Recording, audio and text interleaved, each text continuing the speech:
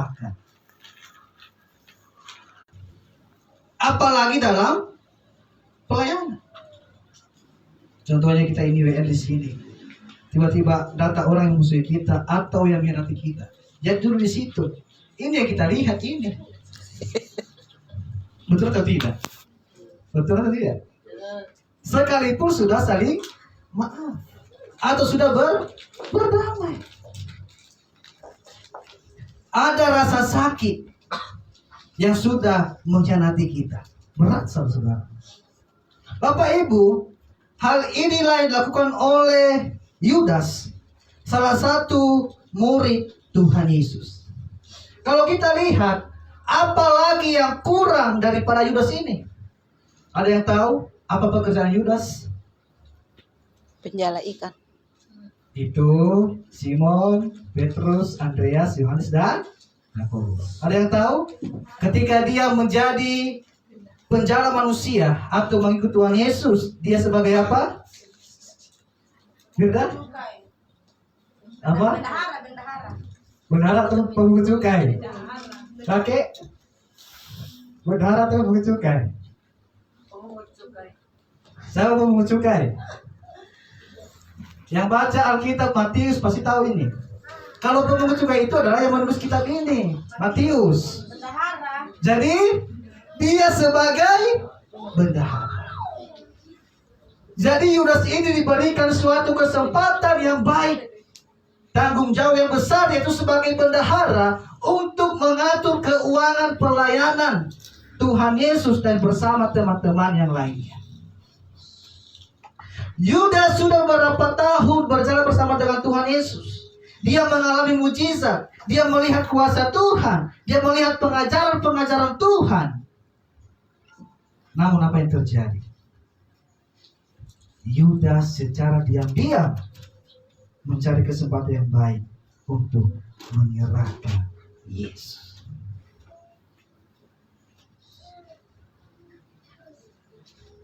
Sama dengan orang-orang bahwa orang yang sudah mengalami mujizat atau di depan sini Altakor kalau nggak salah itu namanya.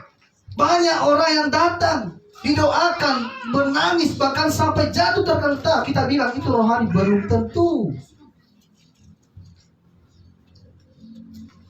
Karena kenapa? Karena yang kita lihat adalah bukan di dalamnya. Di luarnya bagaimana? Dia haleluya atau halelupa? Menangis. Bukan berarti saya bilang menangis itu salah, tidak. Tapi mari kita lihat orang-orang sekarang ini yang meninggalkan Yesus hanya demi uang atau popularitas. Saya percaya bahwa di tempat ini tidak ada yang mengikuti Yudas ya. Amin. Yudas menjual Yesus. Berapa keping perak? 30 keping perak. Kalau kita perkirakan saudara, kalau kita rupiahkan, satu perak itu bernilai 100.000. Jadi 30 dijual, Tuhan Yesus berapa? 3 juta. Murah atau mahal? Halo? Ketika Yudas menjual Tuhan Yesus 30 perak kepada imam kepala, itu murah atau mahal? Kalau kita rupiahkan saja 3 juta. 3 juta itu saudara-saudara mahal atau murah? Halo? Murah. Sangat murah sekali. Tetapi kalau zaman dulu, ya, uang zaman dulu itu adalah sangat-sangat mahal. Ternyata kalau kita perkirakan saat ini, saudara, uang saat ini adalah itu murah. Tapi kalau untuk zaman dulu itu adalah sangat-sangat uang yang paling mahal. Ini hanya perkiraan. Perkiraan ini saudara belum tentu benar atau tidak. Ini hanya perkiraan saja. Ya, oke, aman. Nah, tapi inilah yang dilakukan oleh Yudas. Dia berkhianat kepada Tuhan Yesus. Bahkan Tuhan Yesus sudah menganggap murid-muridnya ini, 12 orang ini, 12 rasul ini sebagai sahabatnya sendiri. Ternyata ada sahabat yang mengkhianati Yesus. Kalau kita lihat film yang lagi viral sekarang ini adalah Super, kalau nggak salah, Perjamuan Terakhir. Nanti keluar di Palopo, kita akan ke Palopo nonton. Itu Perjamuan Terakhir. Kita melihat Yudas sebelum diserahkan kepada imam kepala. Bagaimana Yudas? Dia mencium dan memeluk. Ternyata ciuman itu, peluk itu bukan berarti dia benar-benar mengasihi kita. Coba lihat Yudas. Dia mencium, memeluk, apa terjadi? Dia mengkhianati Yesus. Belum tentu orang yang cium saudara, cipika-cipiki, peluk, maaf ini, belum tentu dia benar-benar mengasihi saudara. Suatu saat bisa saja dia mengkhianati saudara, seperti Yudas. Ya. Belum tentu itu ciuman atau pelukan yang dilakukan seseorang dalam gereja ini contohnya. Belum tentu benar-benar mengasihi kita, menyayangi kita. Suatu saat dia akan mengkhianati kita, dia akan munafik. Dia akan menjual kita, bahkan menukar kita. Hati-hati. Hati-hati. Zaman sekarang ini memang Yudas sudah mati, tapi ada ciri-ciri Yudas. Yudas sudah mati betul, dia di neraka sekarang ini. Tetapi ada ciri-ciri Yudas. Sekalipun Alkitab pengikut Yesus, tetapi ada ciri-ciri Yudas. Ada keturunan Yudas. Saya percaya tempat itu tidak ada ciri-ciri Yudas. Amin. Amin. Amin. Amin. Amin. Amin. Haleluya. Kalau kita lihat, apa arti nama Yudas? Yudas ini dalam bahasa Yunani yaitu Ioudas. Ya, Ioudas. Ioudas. Ioudas. Itu dalam bahasa Yunani. Kalau bahasa Romawi saya tidak tahu. Ya, Ioudas artinya yaitu yang pertama terpuji dan kedua adalah dimuliakan. Nama ini bagus atau tidak? Bagus. Nah, kalau bagus, mengapa saat itu orang tua tidak berikan nama anaknya Yudas? Yudas artinya namanya terpuji atau termulia atau terpujilah Allah. Nama ini bagus atau tidak? Sangat bagus. Nah, menjadi pertanyaannya adalah kenapa orang-orang tua saat ini tidak berikan nama anaknya Yudas Iskariot? Karena artinya itu sudah tidak menjual Tuhan Yesus. Sudah tidak sudah tidak ada artinya lagi namanya. Hah? Padahal namanya loh ada, artinya adalah dipuji, dimuliakan, akan terpujilah Allah. Itu nama Yudas, Ioudas dalam bahasa Yunani. Jadi ada dua bahasa yang kita pelajari saudara adalah bahasa Ibrani, itu Perjanjian Lama, bahasa Yunani Perjanjian Baru. Dan terpuji dan termulia. Kita bisa simpulkan bahwa tidak semua itu nama bagus atau nama-nama Alkitab bisa sesuai dengan perbuatannya. Mungkin dikasih namanya Immanuel. Wow, bagus atau tidak? Bagus. Belum tentu sejalan dengan perbuatannya. Sama dengan Yudas ini. Namanya sangat mulia, dipuji. Bukan berarti ya yang ambil nama-nama tokoh Alkitab untuk anaknya itu salah ya. Enggak. Itu juga bagus. Tapi ini yang kita pelajari, kita simpulkan dalam pada Yudas adalah namanya adalah Ioudas. Ya, Ioudas itu saya menyebut Ioudas. Dipuji atau kemuliaan atau terpujilah Allah. Kenapa saat ini tidak memberikan nama anaknya Yudas Iskariot? Karena Yudas Iskariot adalah lambang pengkhianatan. Karena bisa saja ada satu kemungkinan. Kalau dia memberikan nama anaknya Yudas, nanti kalau besar Yudas. Nanti kalau pasca akan musim Yudas. Yudas. Yudas. Berapa keping perak jual Yesus? Sekarang ini saudara lagi musim Yudas.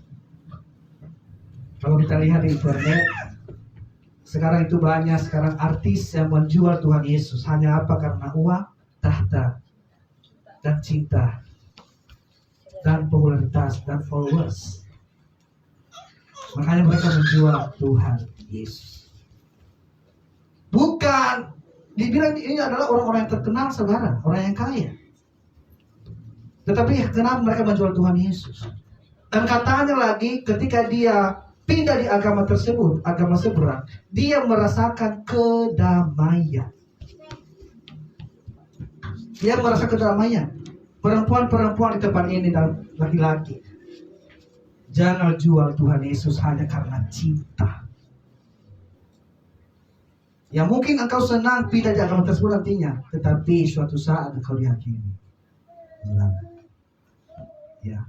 Kalau kita lagi pelajari, saudara, setelah Yesus ditangkap atau diserahkan, ada murid Yesus yang menyangkal, yaitu Petrus. Di mana Petrus ini dia mengikuti dari jauh. Coba next. Yaitu kalau kita lihat dalam Matius 26, 69 sampai 75. Dikatakan, mari kita baca bersama-sama. Maka datanglah seorang hamba perempuan kepadanya, katanya, engkau juga selalu bersama-sama dengan Yesus, orang Galilea itu. Tetapi ia menyangkalnya di depan semua orang, katanya, aku tidak tahu apa yang engkau maksud. Hamba lain melihat dia dan berkata kepada orang-orang di situ, orang ini bersama-sama dengan Yesus, orang Nazaret itu. Dan ia menyangkalnya pula dengan bersumpah, aku tidak kenal orang itu. Orang-orang yang di situ datang kepada Petrus dan berkata, pasti engkau juga salah seorang dari mereka, itu nyata dari bahasamu. Maka mulai Petrus mengutuk dan bersumpah, aku tidak kenal orang itu. Dan pada saat itu berkokoklah ayam. Terakhirnya, maka teringatlah Petrus akan apa yang dikatakan Yesus kepadanya, sebelum ayam berkokok, engkau telah menyangkal aku 3 kali. Lalu ia pergi keluar dan menangis dengan sedih. Ternyata ada 2 masalah daripada murid Tuhan Yesus ini, yaitu Yudas di mana mengkhianati, dan Petrus itu menyangkal 3 kali. Tetapi bukan Petrus yang dikatakan orang yang berkhianat, tetapi Yudas yang menjual Tuhan Yesus. Tetapi kalau kita belajar dari Petrus ini, saudara, Petrus ini kalau kita lihat, sekalipun dia itu adalah memberontak, dia menyangkal, tetapi dia tetap setia melayani Tuhan. Beda dengan Yudas. Dia bunuh diri, dia gantung diri. Tidak ada kesempatan dia untuk melayani. Mungkin kita bisa mengkhianati saudara kita, sahabat kita, ataupun kita berkhianat kepada Tuhan. Mungkin kita banyak cara menduakan Tuhan, saudara. Atau kita seperti Yudas, menjual atau menukar Tuhan Yesus. Yang menjadi pertanyaannya adalah, apakah Tuhan benci kepada Yudas ketika dia berkhianat? Ketika Yudas menjual Tuhan Yesus, ketika Yudas mengkhianati Tuhan Yesus, apakah Yesus benci kepada Yudas? Tidak. Benci atau tidak? Tidak. Hah? Benci atau tidak? Tidak. Tidak. Tuhan Yesus tidak benci Yudas. Tuhan Yesus selalu mengasihi, tetapi Yudas sendirilah tidak mau bertobat. Ketika Yudas melihat Tuhan Yesus mati di kayu salib, dia menyesal. Akhirnya uang tadi yang 30 keping perak dikembalikan kepada siapa? Kepada imam-imam kepala. Apa kata imam kepala?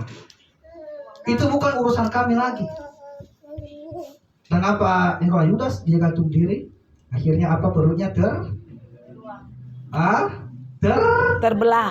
Terbelah atau terpecah. Ya. Oke. Yang menjadi poinnya pada saat ini, saudara, apa yang menyebabkan Yudas mengkhianati Yesus? Ya. Apa yang menyebabkan Yudas mengkhianati Yesus?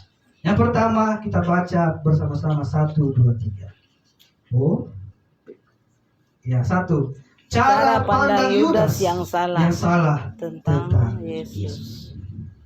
Bapak Ibu, kalau kita lihat latar belakang Yudas ini, saudara, dia berasal dari kota, ada yang tahu? Nazaret. Hah? Yudea. Yudea. Oh, terus kali. Ya, tempatnya dia tinggal yaitu di Keriot. Di Keriot. Di mana di kota itu saudara terdapat sekelompok penjuang Yahudi yang anti dengan penjajahan Romawi. Ya, mereka sangat benci dengan orang-orang Romawi. Kemungkinan besar Yudas termasuk dari kelompok orang-orang tersebut. Di mana selama dijajah Romawi, di mana bangsa Romawi ini mengharapkan seorang Mesias yang bisa membebaskan bangsa Yahudi dari perbudakan dan penjajahan Romawi. Yudas melihat sosok kepada Yesus, saudara, di mana Yesus mampu mengumpulkan massa melalui pengajarannya, di mana Yesus melakukan mujizat-mujizat. Hal inilah yang membuat Yudas kemungkinan besar mengikuti Yesus dan menjadi murid Yesus. Dan seiring berjalan saudara, apa yang terjadi ketika Yudas melihat dari sosok Yesus ini berbeda, bukan seperti keinginannya. Dalam arti begini, Tuhan datang ke dunia ini supaya melawan penjajahan Romawi ini. Yang dimana dijajah yaitu orang Yahudi atau orang Israel pada saat itu, saudara. Supaya Tuhan Yesus melawan orang Romawi ini. Itu yang diharapkan oleh Yudas. Tetapi seiring berjalannya waktu, Yudas melihat bahwa Yesus ini berbeda kok. Di mana dia mengajarkan bahwa untuk mengasihi musuhmu.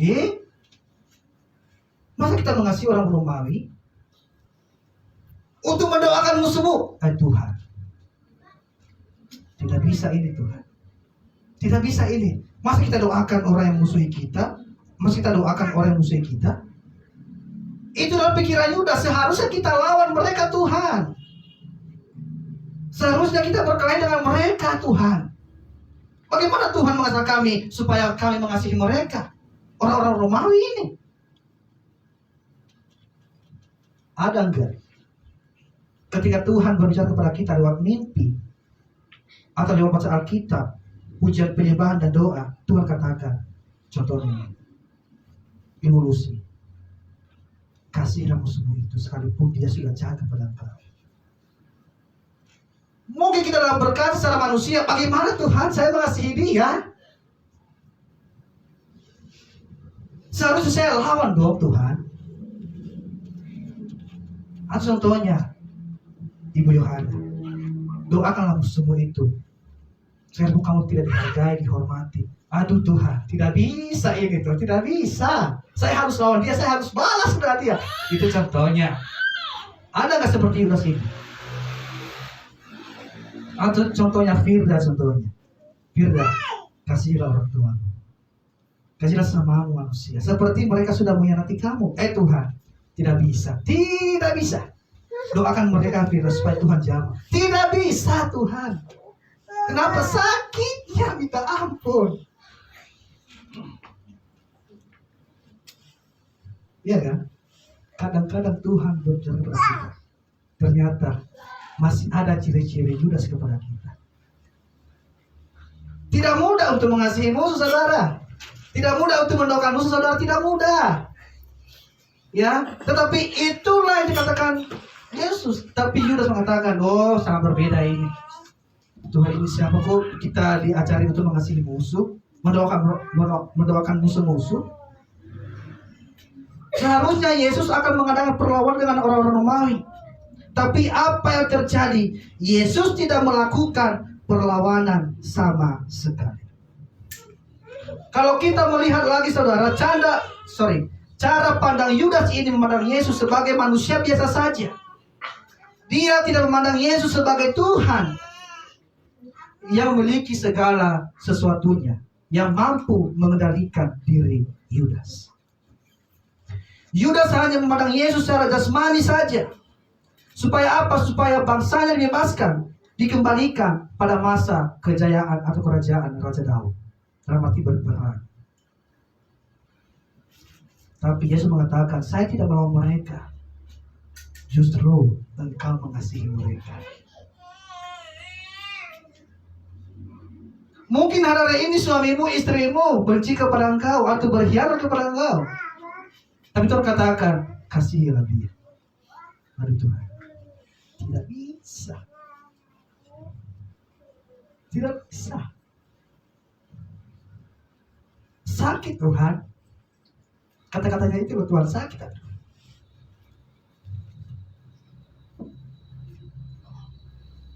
Mungkin ada di antara kita seperti begitu, saudara. Berat memang, berat. Sekalipun kita mengakui kita adalah pengikut Tuhan, tapi berat. Ya, berat. Itulah yang diharapkan, dan Yudas tidak memahami tujuan dan maksud Yesus datang ke dalam dunia. Tujuan Yesus datang ke dalam dunia adalah untuk menebus manusia dari dosa. Tetapi Yudas hanya berpusat pada masalah jasmani. Bagaimana dengan kita? Bagaimana kita memandang Yesus? Ya saudara ya. Apakah kita memandang Yesus sebagai pembuat mujizat saja? Sebagai penolong dalam kesusahan? Saat kita mengalami sakit tidak ditolong. Dan bagaimana keadaan kita? Doa kita tidak dijawab. Bagaimana kita kalau kita pandang Tuhan sebagai pembuat mujizat? Saya percaya kalau kita menjadikan Tuhan hanya sebagai pembuat mujizat, suatu saat kita akan kecewa. Kalau kita mengharapkan, kalau kita pandang Tuhan hanya penolong dalam kesusahan, bukan keselamatan, kita akan berpindah. Kita akan jual Tuhan Yesus. Berapa banyak di antara kita yang memandang Tuhan dia hanya sebagai pembuat mujizat? Berapa banyak di antara kita yang memandang Tuhan Yesus dia hanya sebagai penolong dalam kesusahan? Kalau kita pandang Tuhan Yesus antara dua ini, saya percaya kita akan kecewa. Suatu saat kita akan kecewa kalau doa kita tidak dijawab, kalau kita tidak mengalami mujizat. Kenapa? Karena keinginan kita, keegoisan kita lebih besar daripada kehendak Tuhan. Kalau kita pandang Tuhan Yesus sebagai Tuhan dan Juru Selamat, saya percaya kita tidak akan menjual Yesus. Karena apa? Hanya dalam Yesuslah ada keselamatan. Tidak ada yang lain. Kalau kita saat ini berpikir memandang Tuhan Yesus sebagai pembawa mujizat dan penolong dalam kesusahan, betapa dangkalnya pemikiran kita. Betapa bodohnya pemikiran kita.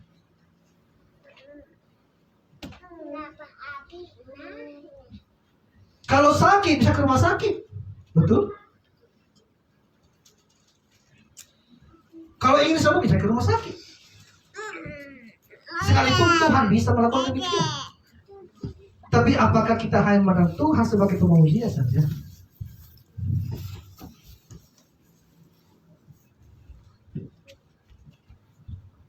Yang menjadi pertanyaan saudara adalah, mungkin bisa jawab dalam hati. Bagaimana saudara, bapak, ibu, anak-anak muda memandang Tuhan Yesus itu sebagai apa dalam hidup? Bisa bapak ibu jawab dalam hati masing-masing. Tapi saya mengatakan bahwa kalau engkau jadikan Tuhan sebagai Yesus sebagai Tuhan dan Juru Selamatmu, kamu akan kuat. Sebagai pengasih, kamu akan kuat. Ya, bagaimana kita pandang Tuhan? Itulah yang Yudas pandang kepada Tuhan. Dia memandang Tuhan dengan cara yang tidak benar, dengan cara yang salah. Hanya secara jasmani saja. Dalam doa-doanya supaya Yesus melawan orang Romawi. Dalam doa-doa kita lebih banyak apa? Keinginan kita atau kehendak Tuhan? Kalau keinginan kita banyak, saudara, kalau kita tidak dijauh doa kita, saya percaya suatu saat kita akan kecewa dan putus asa dan tidak lagi bersekutu dengan Tuhan. Kita akan belajar bagaimana memandang Tuhan secara benar, yaitu dari Sadrak, Mesak, dan Abednego. Ketika mereka diperhadapkan dengan dapur perapian, mari kita baca. Daniel 3:17-18. 1, 2, 3 kita baca. Jika Allah kami yang kami puja sanggup melepaskan kami, maka Ia akan melepaskan kami dari perapian yang menyala-nyala itu dan dari dalam tangan ya Raja. 18 katakan apa? Tetapi seandainya tidak ini, hendaklah Tuanku mengetahui ya Raja, bahwa kami tidak akan memuja dewa Tuanku dan tidak akan menyembah patung emas Tuanku. 3 orang ini diperhadapkan dengan dapur perapian. Dikatakan oleh Raja Nebukadnezar, hai orang-orang Yahudi, sekarang pilihlah ini, engkau menyembah dewa luar tangan saya atau dewa saya atau patung itu, atau kalian ke dapur perapian. Sebenarnya di situ diuji iman mereka, karena mereka menyembah Allah Israel atau Yahweh pada saat itu.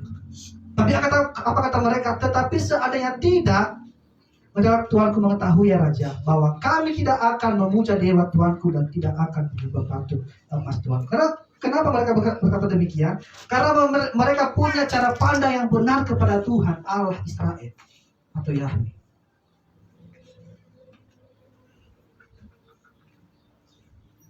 Dan apa yang terjadi? Ketika mereka dibuang di dapur perapian, apa yang terjadi? Apa yang dilihat Raja Nebukadnezar? Ada seorang anak dewa yang diiringi. Ternyata itu adalah malaikat Tuhan sebenarnya kalau kita teliti aja. Kita punya cara pandang yang benar seperti mereka ini, saudara.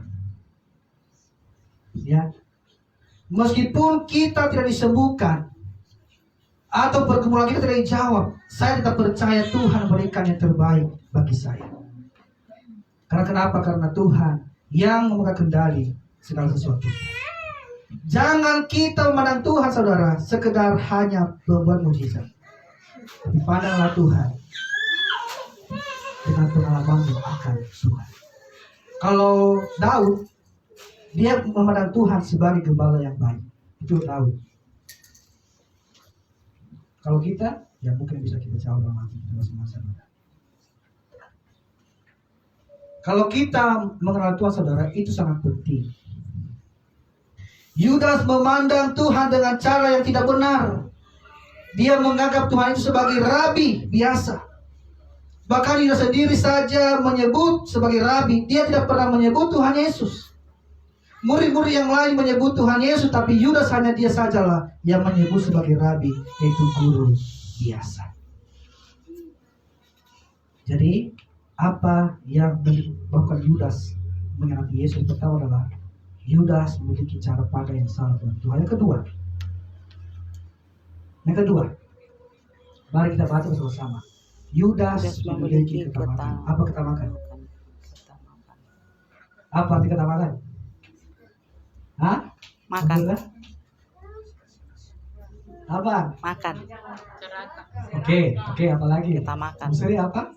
Serakah. Beda? Serakah. Oke. Yudas memiliki ketamakan. Yudas memiliki cinta akan uang. Firman Tuhan berkata, akar dari segala kejahatan adalah cinta. Cinta. Yudas memiliki ketamakan. Yudas sangat-sangat cinta dengan uang daripada Tuhannya. Yudas dipercayakan sebagai bendahara,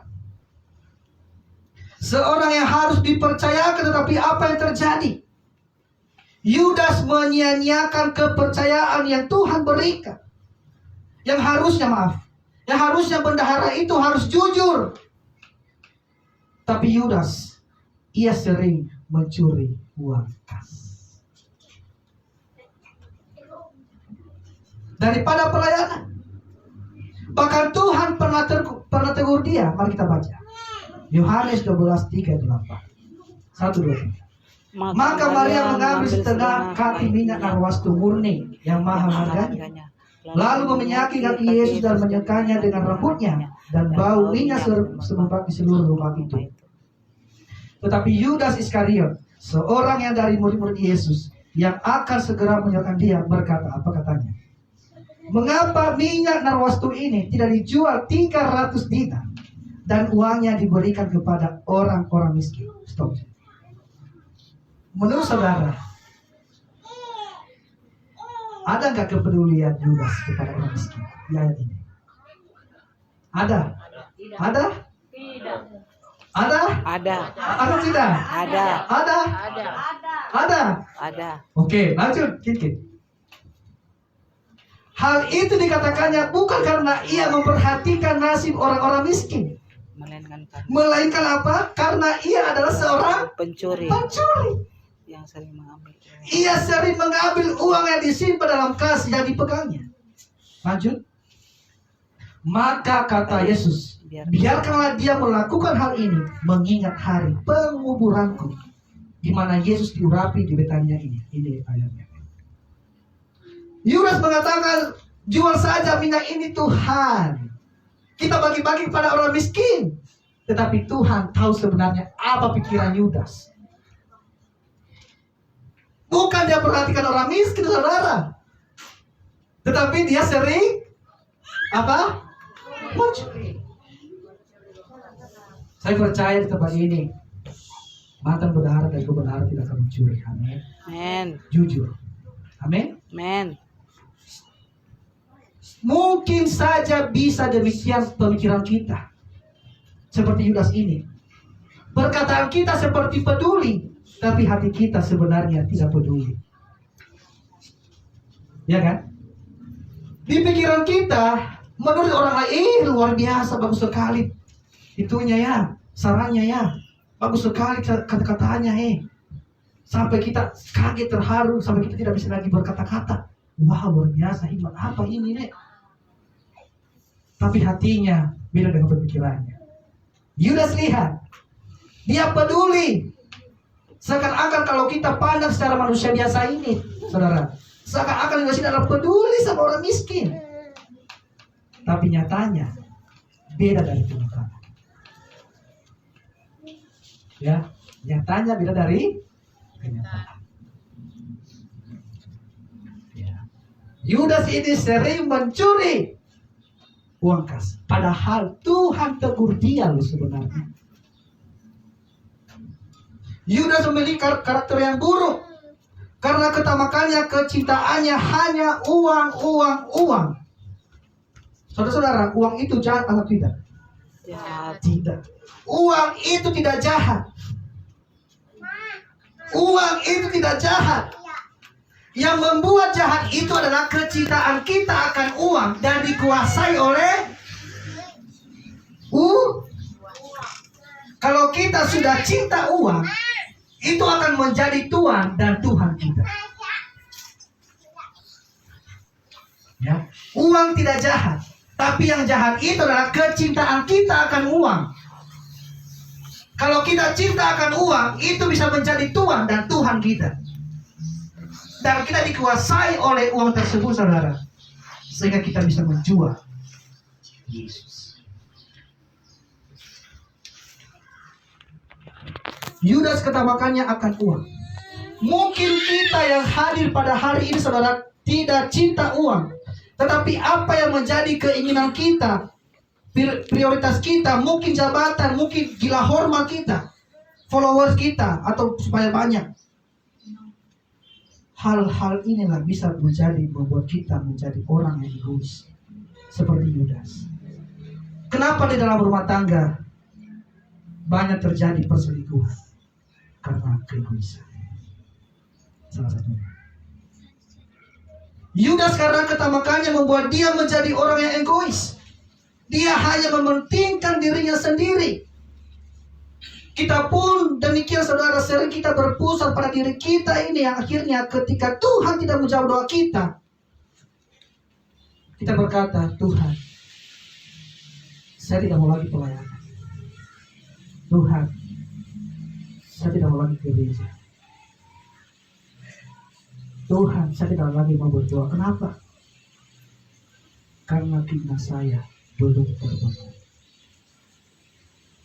Keinginan Yudas belum terpenuhi. Makanya dia menjual Tuhan Yesus. Seperti yang diharapkan. Bagaimana keinginan kita atau yang kita doakan tidak terpenuhi, saudara? Apakah kita masih tetap melayani Tuhan? Apakah kita masih setia beribadah di gereja ini atau dimanapun? Atau kita masih berdoa kepada Tuhan, masih berbicara kepada Tuhan? Kalau keinginan kita belum dipenuhi oleh Tuhan, bagaimana keadaan kita?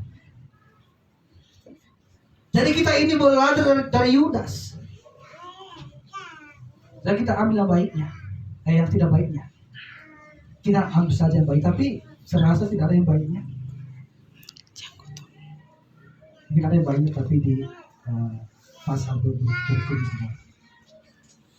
Yudas menjadi orang yang egois karena ketamakan dia cinta akan uang.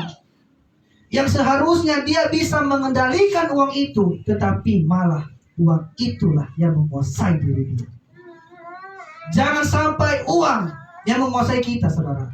Biarlah kita menguasai itu uang. Kalau kita menguasai uang, kita akan lupa dengan Tuhan. Betul? Betul? Betul? Betul.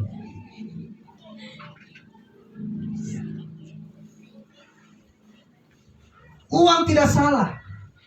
Uang kita pakai sebagai pembayaran untuk kebutuhan kita. Tidak ada manusia yang tidak butuh uang. Semua kita butuh uang. Orang gila pun kalau dikasih uang butuh uang. Jangan orang waras. Kita butuh uang, saudara, sebagai pembayaran untuk kepentingan kita atau kebutuhan kita jasmani di rumah atau di mana. Tapi jangan sampai uang itu yang menguasai diri kita. Jangan jadikan uang itu sebagai prioritas kita, saudara, anak-anak muda. Biarlah kita yang menguasai itu uang. Mari kita memiliki motivasi murni dalam kehidupan ini. Apa motivasi Yudas mengikuti Yesus? Motivasi Yudas, saudara, hanyalah uang. Itu motivasi Yudas. Bagaimana dengan kita? Apa motivasi kita mengikuti Yesus sampai saat ini, saudara? Motivasi kita apa? Apakah uang seperti Yudas? Kalau uang seperti Yudas, kita akan menjual Yesus. Saya percaya itu. Bapak Ibu, anak-anak muda terkasih, bisa cari dalam hati, apa motivasimu mengikuti Yesus sampai saat ini? Tidak usah bicara, bisa cari dalam hati masing-masing. Kita mengikuti Tuhan ini, saudara, berbeda. Motivasi saya mengikuti Tuhan berbeda. Pak Gunawan, Pak Rahmat, Ibu Asrani, Pak Bella, Ibu Yohana, semua kita berbeda motivasinya. Tidak semuanya sama, tapi semua itu untuk kebenaran. Motivasi saya untuk mengikuti Tuhan karena dialah juru selamat saya. Amin. Apa motivasi kita? Renungkan, saudara. Sebelum nanti Bapak Ibu nanti tidur, merenung akibat keluar dari misbah. Apa motivasi saya, Lek? Mengikuti Tuhan Yesus. Tanya dalam diri sendiri. Tanya apa? Ya. Yang ketiga, yang terakhir. Apa yang menyebabkan Yudas mengikuti Yesus? Yang pertama, cara pandang Yudas yang salah tentang Yesus. Yang kedua, Yudas memiliki ketamakan atau cinta akan uang. Yang ketiga, sama-sama kita baca 1, 2, 3. Yudas memberikan dirinya diperalat. Yudas memberikan dirinya diperalat. Dia tahu bahwa para imam-imam tidak suka dengan Yesus. Tidak suka dengan pengajaran Tuhan Yesus. Tetapi ia secara diam-diam, saudara, menyerahkan Yesus, bahkan menjual Yesus. Yudas tahu bahwa ini imam-imam kepala ini tidak suka dengan Yesus. Tidak suka dengan pengajaran Yesus. Tetapi apa yang dilakukan Yudas?